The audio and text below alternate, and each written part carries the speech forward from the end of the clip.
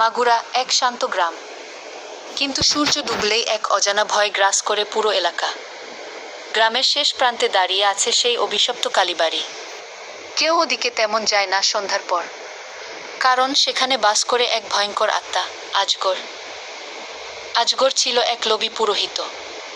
গ্রামবাসীরা তাকে শাস্তি দিলে সে কালীবাড়িতেই আত্মহনন করে, কিন্তু তার আত্মা শান্তি পায়নি, বরং প্রতিশোধের আগুনে জ্বলে ওঠে সে। রাত হলে কালীবাড়ির জানালায় আগুনের মতো আলো দেখা যায়, শোনা যায় এক ভাঙা গলার মন্ত্র, মুক্তি দাও, ফিরে আসবো না গি। যারা একবার সাহস করে ভেতরে ঢুকেছে তারা আর ফেরেনি। একবার একদল যুবক প্রমাণ করতে গিয়েছিল ভূতের অস্তিত্ব। পরদিন সকালে শুধু তাদের ক্যামেরাটা পাওয়া যায়। শেষ ছবিতে ছিল এক ছায়া, লালচে চোখ আর এক ভয়ঙ্কর মুখ, আজগর। আজও আজগর অপেক্ষা করে আরেকটা সাহসী ভুলের জন্য। কমেন্ট করো দ্বিতীয় পর্বের জন্য।